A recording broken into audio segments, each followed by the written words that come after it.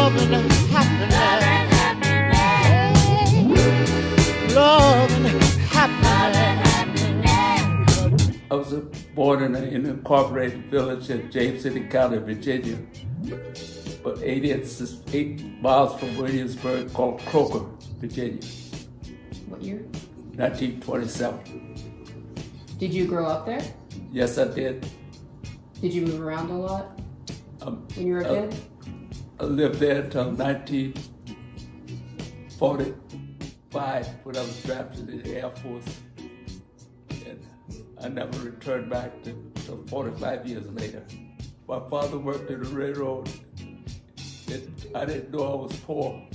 Personally, not affected by the Depression that I know of, but I can't remember that.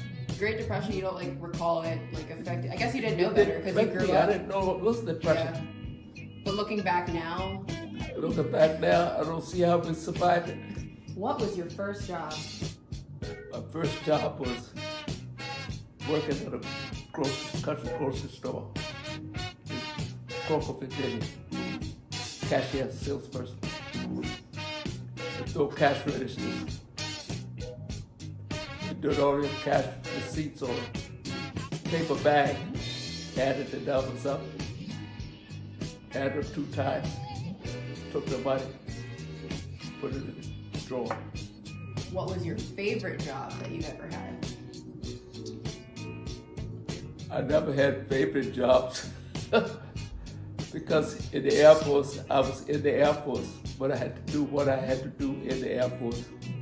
And took those skills and turned it into favorite jobs, which were Air Force administration. How would you describe your time in the Air Force? It's a hard thing to answer.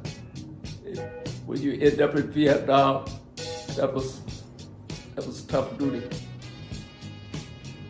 There with 103 men that you had to pamper every day to get the bombs and weapons loaded on the aircraft.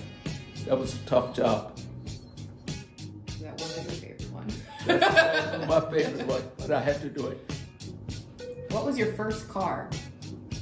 1950 Studebaker. I don't even know what that is. I feel like I have to Google that. It was a beautiful car. You couldn't tell when it was going or coming. How do you spell Studebaker? Oh, I got it. Skyline something. Like one of those?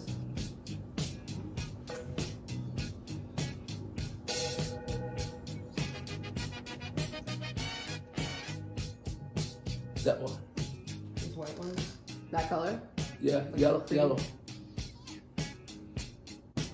My father rode with me from Virginia to Chicago in that. We was doing 55 and 60 all the way. Who had the most influence in your life?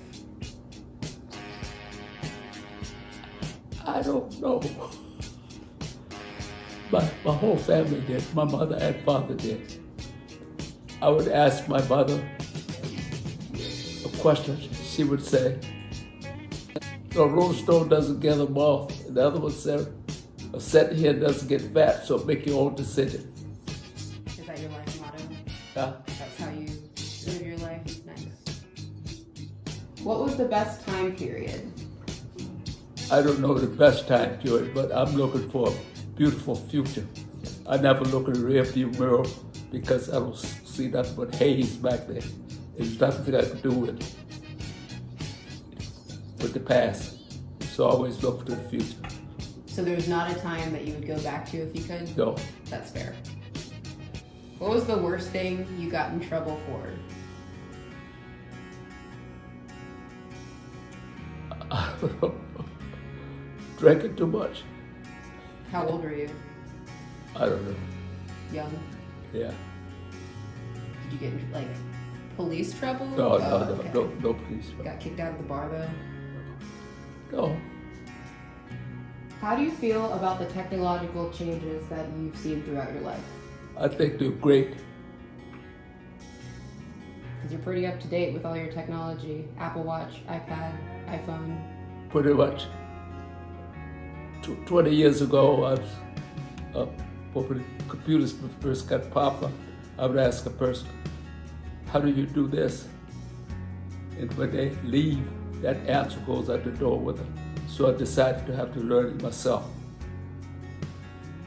How do you feel about the social changes and how have they impacted your life? Social changes impacted my life greatly, economically and socially. What about like the changes with like how Black people are treated and going forward, like what goes through your head when you think about it? I'll just tell you like this. The people that worked for me, we had a reunion. And they called me boy. I said, I'm old enough to be your uncle. You're an uncle now.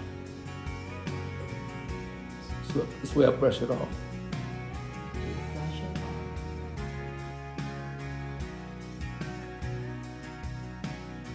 What do you consider the most important invention that's come out since you have been alive? This technology. Because you get information up to date now instead of reading history. That's what I think is so much better about that. Instant access? Yeah. I used to buy the Wall Street Journal. I don't buy it anymore because that's history. What life advice do you have?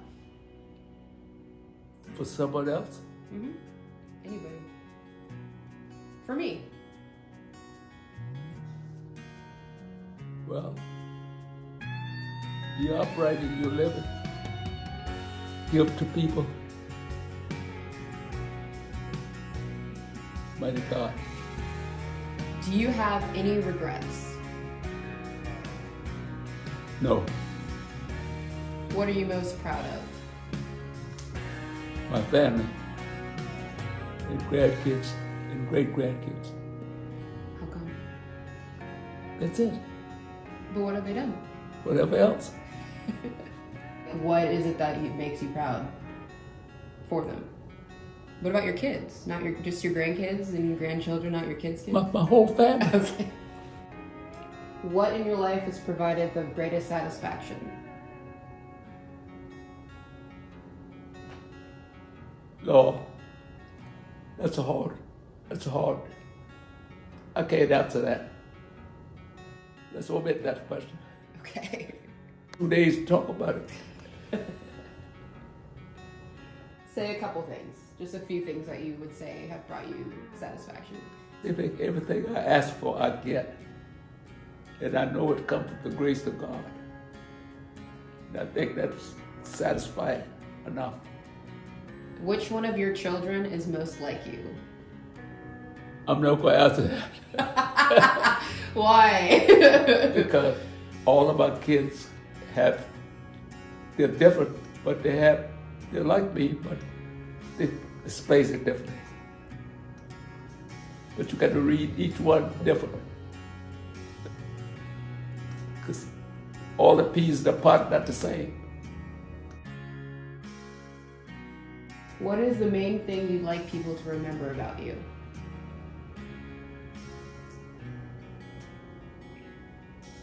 The truth.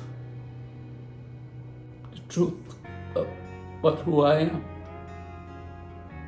But they can't judge me. There's only one judge.